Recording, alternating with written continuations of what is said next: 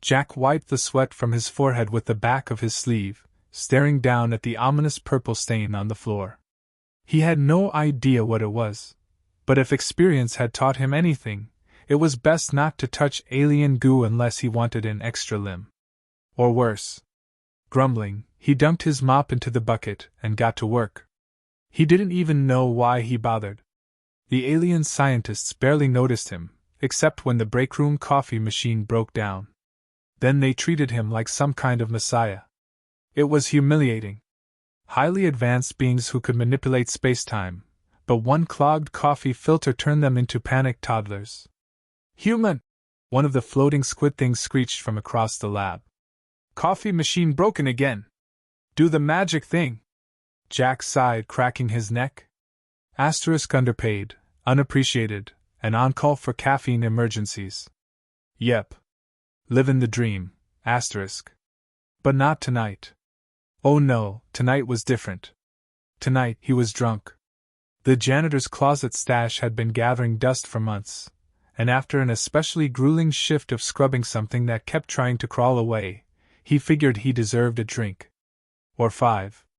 That's how he found himself staggering through the facility's dimly lit hallways, searching for a bathroom. His balance was shot. Alien booze hit way harder than human liquor. His last clear memory was a fishman scientist slurring, "Careful, that stuff has been known to melt steel." Jack had laughed. That was before he realized the guy wasn't joking. He squinted at the glowing alien signs, none of which made sense.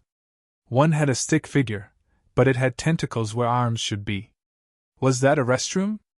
Then he spotted it, a big, tempting, glowing red button on a control panel. The label was in alien script, but Jack's foggy brain filled in the blanks. Flush, Jack smirked. Finally. He slammed his palm against the button. A deep BWWWMMM alarm echoed through the corridor. Red warning lights flashed. Jack blinked. That doesn't sound like a toilet. A metal door in the wall hissed open. Steam billowed out. The air crackled with static electricity. Then, from the mist, she emerged.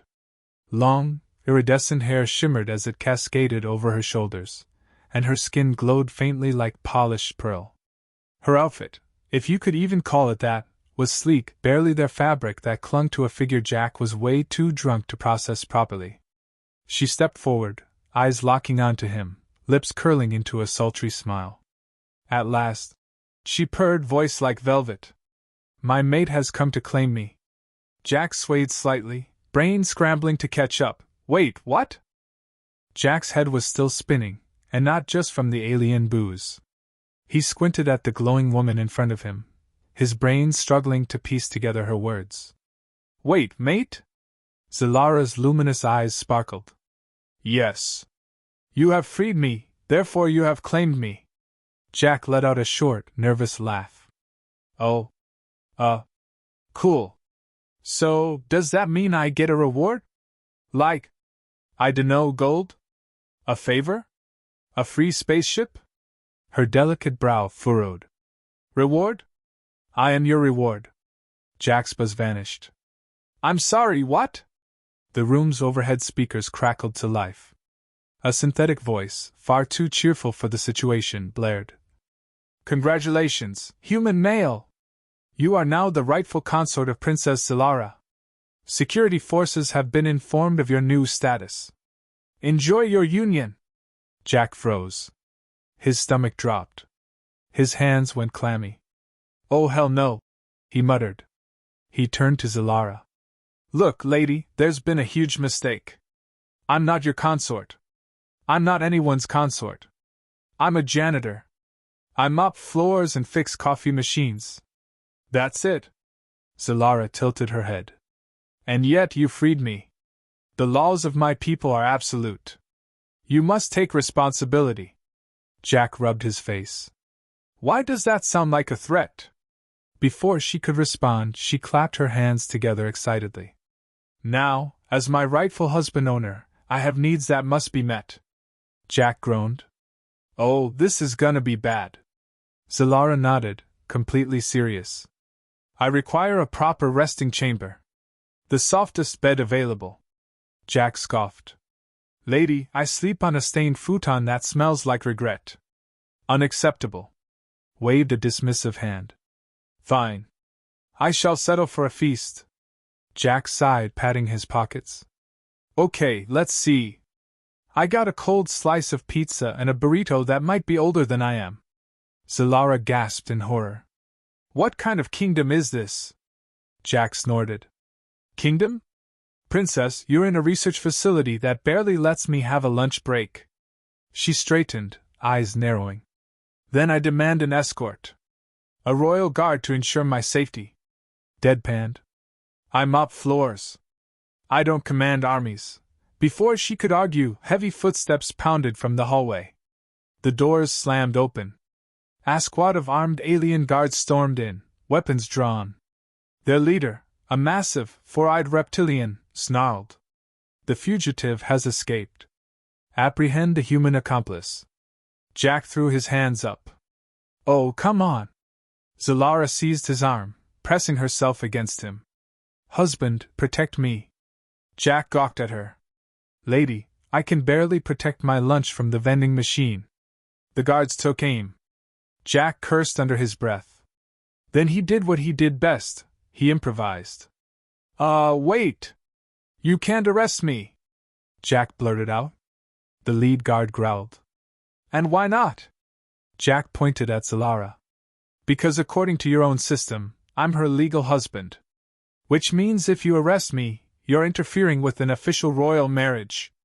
The guards hesitated. Zilara's eyes widened in admiration. Oh! He is clever. Jack gritted his teeth. Don't get used to it. The lead guard scowled. This is frustratingly correct. Jack let out a slow breath.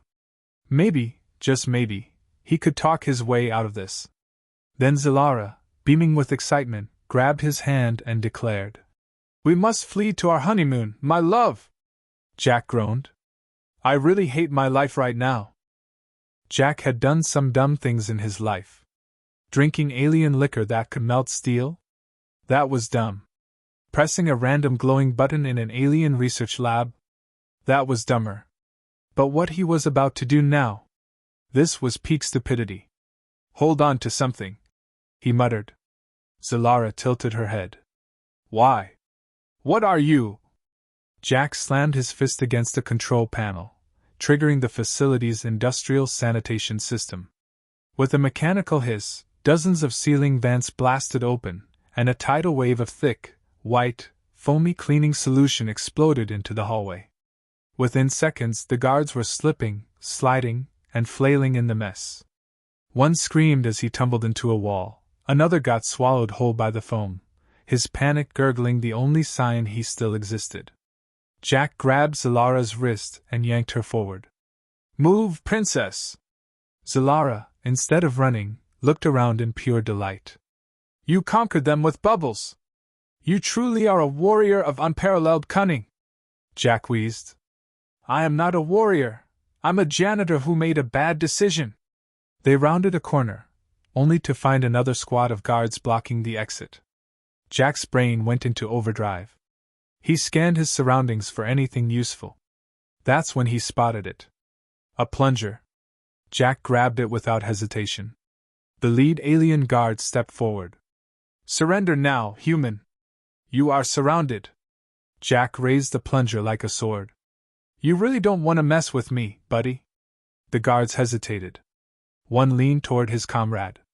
What is that thing? The other gulped. I don't know, but it's got suction. Jack lunged, slapping the plunger onto the leader's helmet.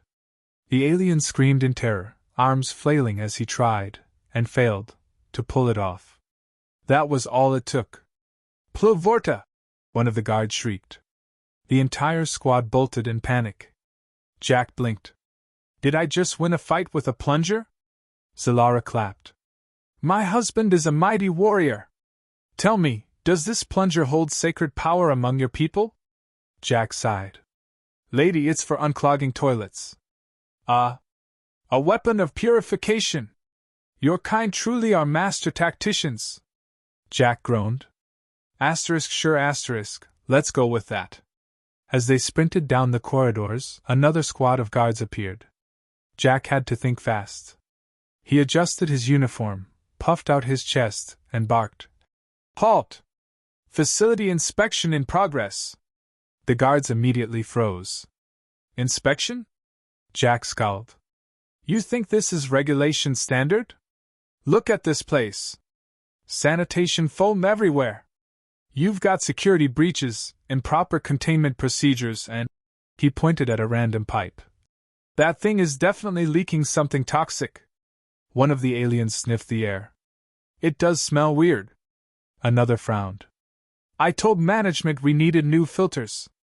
Jack shook his head in fake disappointment. This whole lab fails every safety regulation I've ever seen. And I should know, I'm the official human inspector. The guards looked at each other nervously. Should we call this in? No. If we report this, we get blamed. Jack slapped the nearest one on the shoulder. That's the spirit. Now I strongly suggest you clear out before I have to file my report. Without hesitation, the entire squad scattered. Jack let out a breath. I cannot believe that worked. Zilara was practically vibrating with excitement. That was amazing. You bent their very laws against them. How often do humans do this? Jack sighed. More often than we'd like to admit. As they approached the hangar, Jack finally thought they were in the clear. Then Zilara, beaming, grabbed his hand. Jack flinched. Whoa! What are you doing? It is a sacred bonding ritual among my people, she declared. We must interlock fingers to solidify our union. Jack groaned. Lady, we're running for our lives. Maybe focus on that. Before she could argue, she excitedly pointed at a sleek alien shuttle in the hangar. There! That one looks worthy of a royal escape. Jack grinned. For once I agree with you. They rushed toward the ship. Jack quickly scanned the control panel for a way to override the locks. Then, with an ear-piercing wheeol, the security alarms blared. Jack turned to Zilara, who was staring at the flashing red button she had just pressed. Jack groaned, rubbing his temples. This is why we can't have nice things. Jack had no idea how he got here. 1 minute, he was a janitor just trying to make it through his shift. The next, he was wed to an alien princess and on the run from an entire security force. And now? Now he was hotwiring a delivery drone that was clearly not built for human use. This is a terrible idea, he muttered, yanking at the exposed wires under the panel. Sparks flew. Zilara clapped excitedly. You continue to surprise me, husband. I never imagined you had such thief-like skills. Jack shot her a look. It's not thief-like, it's survival-like. A distant voice shouted. Seal the hangar. Don't let them. The drone lurched to life. Jack and Zilara squeezed into the cockpit, which was clearly meant for something much smaller, like a house cat. Jack barely had room to breathe, let alone fly. This is not designed for human-sized people. Zilara wiggled against him. Oh, how cozy! Jack gritted his teeth. Not the word I'd use. Behind them, the guards rushed in. One alien squinted. Wait, they wouldn't be stupid enough to escape in that, right? Another guard scoffed. No way. That thing's not even built for passengers. Jack slammed the accelerator. The tiny drone shot forward at breakneck speed, scraping against the floor before blasting into the air like a malfunctioning firework. The guards stared. Okay, maybe they are that stupid. Jack gripped the controls for dear life. The drone zigzagged through the facility, bouncing off walls, spinning wildly, and nearly slamming into various structures. Zilara squealed in excitement. Asterisk asterisk faster, husband, faster, asterisk asterisk. Jack growled, yanking the controls. I'm trying. This thing handles like a drunk shopping cart. From the security feed, the alien guards listened in with increasing confusion. One frowned. Do they mean faster like, in the escape sense? Or… Another gagged. Dude, don't make me picture it. Meanwhile, Jack was barely keeping them in the air. The drone sputtered, shuddering like it was about to explode. Okay, he panted. I know this looks bad. A wing popped off and smacked an antenna. But we're still alive, so technically it's working. The docking bay rushed toward them. Jack spotted the exit, an automated cargo chute that led into open space. One problem, it was closing. Jack gritted his teeth. Hold on to something. Zalara immediately wrapped herself around him. Jack groaned. I meant, oh, forget it. The drone barreled forward. The opening narrowed. Jack let out a scream. Zalara let out a cheer. And then, whoosh. The drone squeezed through, just barely making it into the vacuum of space. The entire lab control room fell silent. Finally, one of the security officers hesitantly muttered, Did they just escape? Another checked the system logs. According to the database, it's been logged as honeymoon travel. The lead officer rubbed his temples. You're telling me they kidnapped a princess, stole a drone, fled the facility, and the system thinks it's a romantic vacation? The officer clicked through a few more files. It also auto-linked his account to royal expenses. The lead officer's eye twitched. So now we're funding this? Meanwhile, inside the barely functional drone, Jack exhaled sharply, still gripping the controls. I can't believe that actually worked. Zalara beamed, hugging him tighter. We make a great team, my love! Jack groaned. Don't call me that. She kissed his cheek. Too late, husband! Our adventure begins! Jack stared at the control panel. Then at Zalara. Then at the billions of credits now linked to his ID under royal expenses. His stomach sank. Oh crap!